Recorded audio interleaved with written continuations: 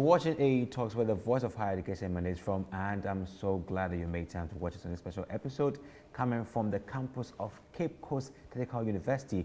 We're running a great series right here, and I believe you appreciated all that we're doing. Their ingenuity and innovation is just so amazing.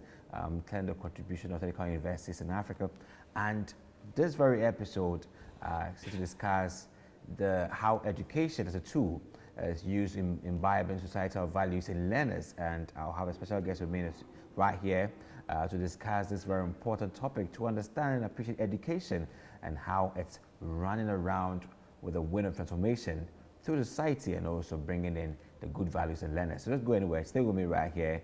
My name is Ajay Mochula. We'll go for a break. We'll come back. I'll let you know who she is, and as usual, zoom to discussions. Be right back.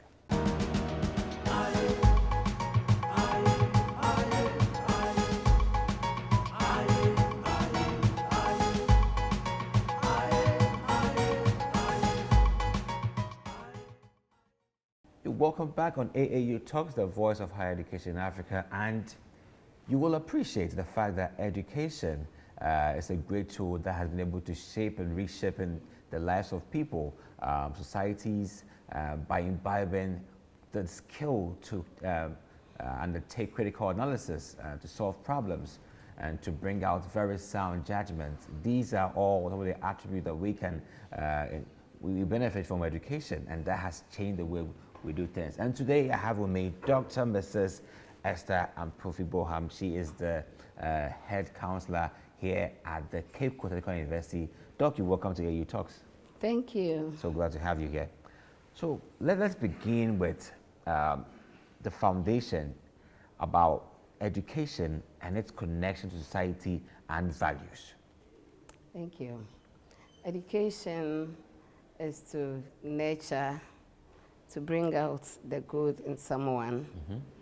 So when we talk about education, we say that it's a process, and it's an aggregate process of helping people to acquire knowledge, skills, values, attitudes, and set of behaviors to help themselves, make themselves useful to themselves and also useful to the society. Mm. And to do that, you need to put things in place for you to get it, because they need to get it to them. So we say we have systems, set of systems, structures, and policies that are put in place for the purpose of imparting knowledge, values, attitudes, and behaviors and skills to the younger generation in order to make them functional in the society. And by functional, I'm saying that they will be useful to themselves and they will also be relevant to the society. Mm. Since society, education is operating within society, the systems and the structures, before they are put in place, society takes into consideration the needed value, the key values that they need, and they inculcate these values into the structures and the systems so that it can be imparted into the younger generation, or learners. And this can be done through the traditional means of education, or the Western, which is called the formal education. So we see that the outcome of every education program will have direct impact on the learner and direct impact on society. Yeah. And education focuses on 3 domains. We have the cognitive domain, we have the psychomotor, and we also have the affective. Okay. But for the purpose of our discussion, since we are talking about values, it comes under the affective domain. So that is values. And when we talk about values, we are talking about standards or beliefs, rules that people cherish, hold them in high esteem, such that they want to defend it in the face of opposition. And so individuals have their values, families will have their values, groups will have their values. But when we talk about societal values, we are talking about the criteria that is shared by greater number of those in the society to be the norm. Though you can have deviations, but this is what the majority of society accepts. And the societal values are those that regulate and then also organize our daily lives, because we work within. so that when something is different from what society agrees, then everybody sees that this is wrong. Well, on that premise, we can also want to appreciate how education brings an impact in society and cultural changes. How can we make that appreciation in this sense? Okay. We said that education, the structures are put in place, Yeah. the systems, to impart knowledge, skills, attitudes, behaviors, values. So we have our own values. But as you learn, you become more knowledgeable of what happens elsewhere.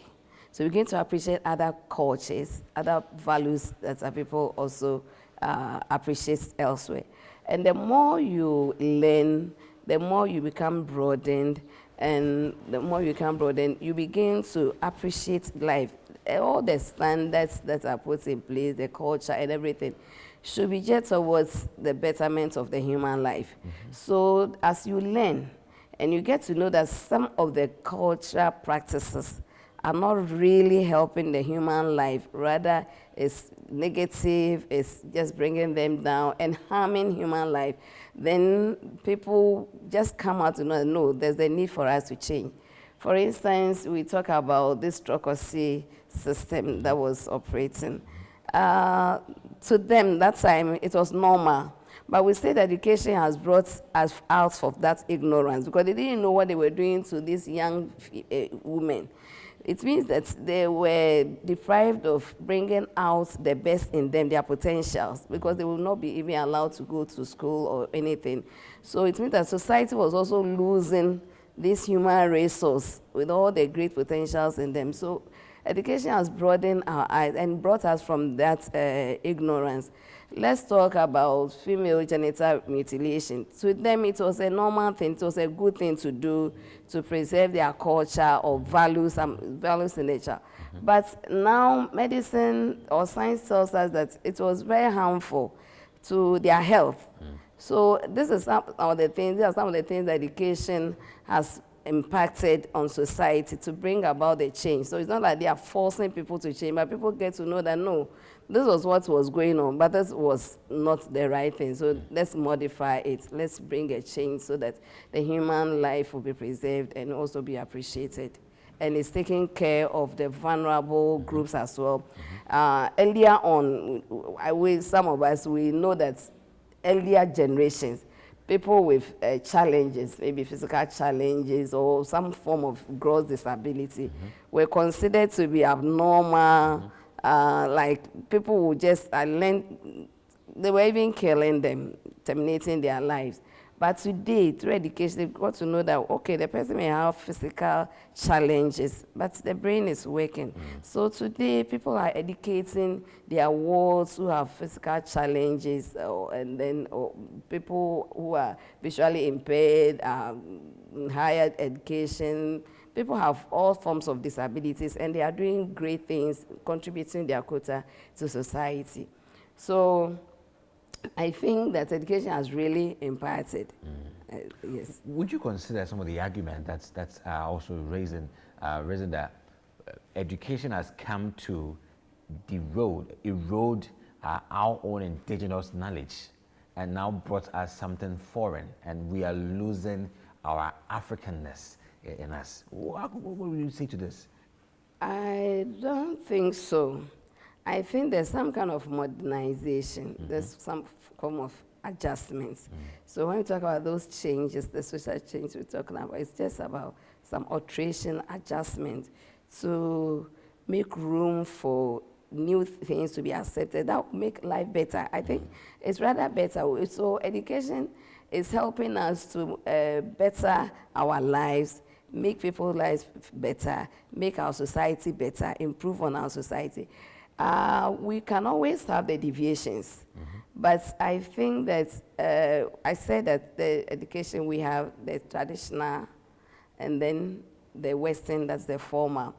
What has contributed to what the arguments you are raising is that traditionally parents have been too busy, so the parents are not giving their children the traditional form of education. That's where a lot of values and cultural things are done. But we also need to know that the cultural practices, like these Trokosi things we are talking about, female genital mutilation, I mean, they were cultural practices. And that was the strength with Africans, some African groups. But these are not healthy. So I think the human life is more important. I learned people were even losing their lives through those practices. So I think today, I wouldn't say that those practices have been just shunned or put away totally, but they've been modified. So still in our schools, some of our cultural values are still being inculcated, still being taught through the activities in the curriculum. So I wouldn't say that it's been just totally shut out.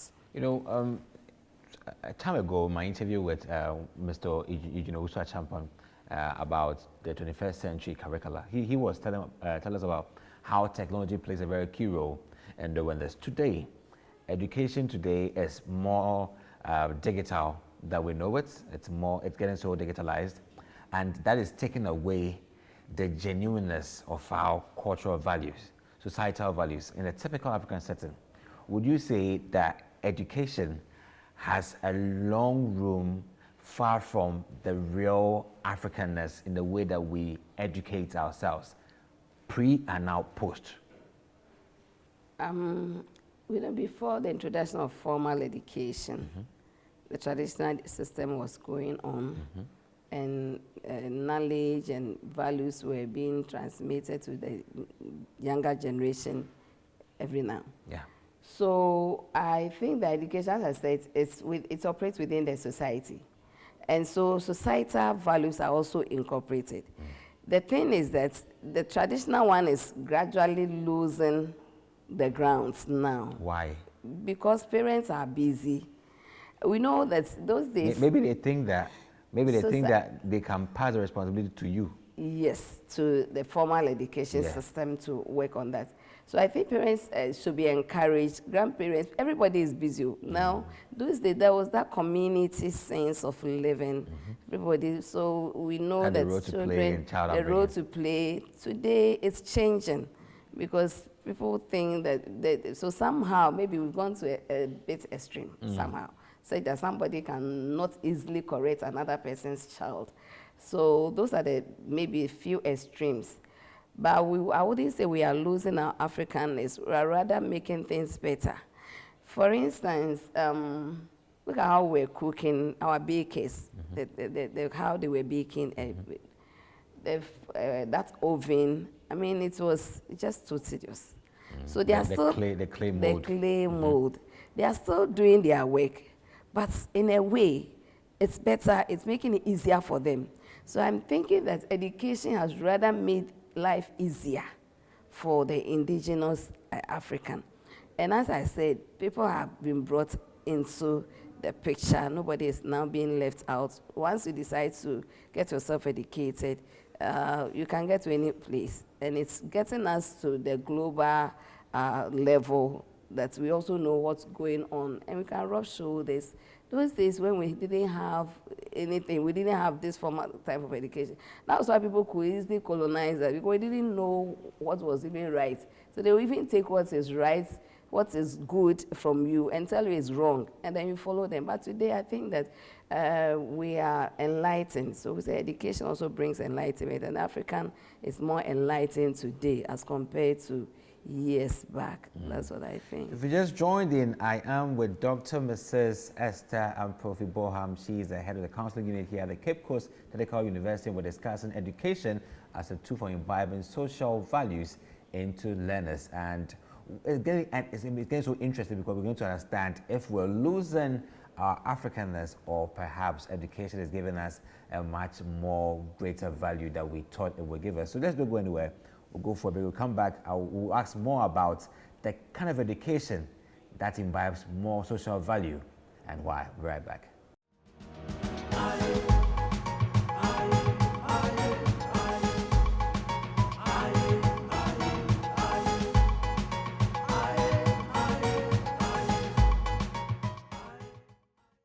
You're welcome back on AAU Talks, the voice of higher education in Africa, and the topic today is education as a tool for imbibing societal values in learners. I'm here with Dr. Mrs. Esther Amprofi Boham. Doc, so we're right back, and one will ask, what exactly is the kind of education that is able to transmit social values into learners? Because today, we have so many young people who've been to the university and out, and what they do, you ask yourself if they've been through the mill. Maybe the elements that impact social values was missing. Tell us more about that. Okay. I think that right from the primary school, we have subjects and we have, as we move along, courses and programs mounted to teach some of these things. It helps us to get the values. So right from the primary school, we have the citizenship education, the religious and moral education, social studies. Now they call it, they say, our world, our people. So it's all about the society, getting them to know and to appreciate our society. So we have that's at the level of the basic and the pre-tertiary. When you get to tertiary institutions, especially technical universities, we have these industrial attachment programs, and this is where students are introduced into the work culture. And we talk when we talk about values, we are talking about values like hard working, we are talking about respect, we are talking about honesty, love, we are talking about obedience and all those values, loyalty. So when they are introduced into the world of work through the industrial attachment, they learn all these things. They learn to be punctual at work, they learn to work hard, they learn to work as a team, they learn to respect, they learn to take responsibility. These are all values. So it helps them. So we say that these are the values that we can do, inculcate into them through education. Then we also have the humanities. The humanities are the ones like the social sciences, the arts, education. They are the type of education that inculcates values into individuals or learners because they have them. The issue is that I spoke about the 3 domains for education. The issue now is that when it comes to assessments at the end of semester or term or whatever, the focus is always on the cognitive. So it's about comprehension, it's about how your analysis, it's about your application and all that. We don't have any section that really assesses the affective domain where we have. So they are taught, and all over, through games, sporting activities, group work, children are being taught how to live together. They are taught about the sense of community, being helpfulness and all that. But they are not assessed. What we have is that the pre-tertiary education, they have in their report card some form of assessment, qualitative assessment of the values, like, oh, this hardworking, oh, very helpful, more room for this calm, yes. Then you say, oh, there's more room. But we don't have quantitative assessments. And so I think that is why you have people, like you are saying, they are well educated. They've gone through this. But, I mean, the way they talk is different. And people who are put into position, they don't even see the need to preserve the national pest or community to take care. I mean, there's so much, people can lie. Meanwhile, lying is not a value that anybody wants, but people can tell lies. So I think that something has to be done with the curriculum. I don't know if the Ministry of Education can take it up, a policy comes, so that there's a committee and they can come out with a change. It calls for change, certain changes in the curriculum, where values or the affective domain can also be assessed quantitatively and assign marks. When it comes, happens like that, I think that there might be some change. Other than that, people go, they read religion, they have religion and moral values as a whole program. And yet, they come and corrupt, they are so corrupt. I don't know. So I think that it's because we don't assess it well. The assessment doesn't come, so it's like, oh, it's just part of it. But I think when people have to be assessed and all that, and they assign grades I think, and sometimes when it comes to giving awards, it's those with cognitive things that are taken care of. So if someone is looking for a job, the person can be a very loyal person, a person of integrity, but it's a certificate that is being considered. So they are taking care of their first class. Somebody may have a third class, but a very loyal person, very hardworking person, somebody who can really help, very helpful, the person is ready to serve, but those people are not given the opportunity. So I think that our curriculum will have to be modified in a way so that when ministry takes the initiative, then its agencies like GTech for the tertiary and GES, Ghana Education Service for the pre-tertiary, can see to the implementation of these changes. And I think when it's more into our curriculum being assessed, I think there can be a change. That's what I think. Oh yeah, I think it's also a brilliant idea.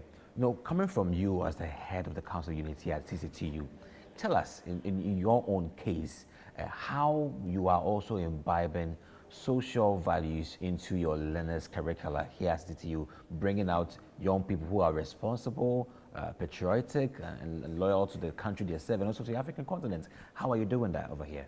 Okay, thank you. We have a series of programs for our students. For instance, I told you we're going to have a program. So we talk about, that's where we can talk about our values. You can talk about their dressing. You talk about the way they talk, the way they behave outside, how they carry themselves about, because society expects us to carry ourselves about in a certain way. So I would say that education, the fact that you're educated does not mean that you cease to be a Ghanaian. And then I would tell students that this is a student life, we don't have two different lives, that's our life. So we help them with how to have good values, good decision making, because when your values are good, your decisions will also be good. You can make good decisions because it's about your values. Sure. And then how to be assertive. Sometimes if they are not assertive, that's where people can easily, this peer pressure, peer influence issue, peer pressure, things come in. But when somebody is assertive, the person knows that these are my values, and you help them to define their values. It helps them to know themselves. So once they know who they are, and then you also equip them with how to become emotionally intelligent. If you are not emotionally intelligent, then people can also just toss you here and there because you don't even know your value, you don't know who you are, you don't know what you carry. So we help people by way of building their self-esteem, so they know who they are. Sometimes these things are changing, but it's when they get here, some of them will try getting access to the traditional universities, and when they don't get it, then they come here. So when they come initially, they see themselves as second-class tertiary students somehow. So with the first semester program for first years, it's geared towards building their capacity, their self-esteem. You are not an inferior person. This is your area. There's so much you can also offer to society. So you build the confidence in them. And once people have confidence in what they have, they don't throw away their values. Sometimes the good values are inculcated, but when they come to campus, because they want to be accepted, they end up just compromising. So that's what I do for especially first year, so that once they get to campus, for their initial adjustments issues, as you deal with the initial adjustment issues, inculcate into them their self-esteem. They need to be assertive. They need to value what you have. They need to just raise your head knowing that there's something good you have to offer, and the institution is there to give you in it. So we actually have something, they fill a form and make them set up their aspirations, and through that as well, this is your aspiration, this is where you want to find yourself maybe in 10 years. So when you are making any decision, consider if this decision will take you there. And it has to do with our values. Yeah. So we need to teach them. Parents will also have to teach them. The Bible says we should train a child the way he should go. And when he's old, he will not depart. So if you don't train them, then they will just go anywhere. Everybody can just walk into their life and take them anywhere. there you have it. And also know that the best place you can ever be is a technical university. I would say that on camera without any two ways about it, because that's where you get your hands-on skills. And I'm so glad that we've been able to make this clear. Most importantly is the fact that you incite the confidence in them to chase their dreams wherever they find themselves. So thank you so much, Dr. Mrs. Esther Amprofi Boham, for your insight shed on AAU Talks on how education is a tool for imbibing social values in learners. So even though there may be people saying that we lost our value, you have been able to prove the point that we haven't lost the value. We still gain something great from education, and we need to now inculcate our social values responsibly and bring out responsible people for the African continent. Thank you so much for your time and also your insight. Thank you so much for having time on the show. We'll come to you next time with another episode. Have a nice day. Be safe and bye.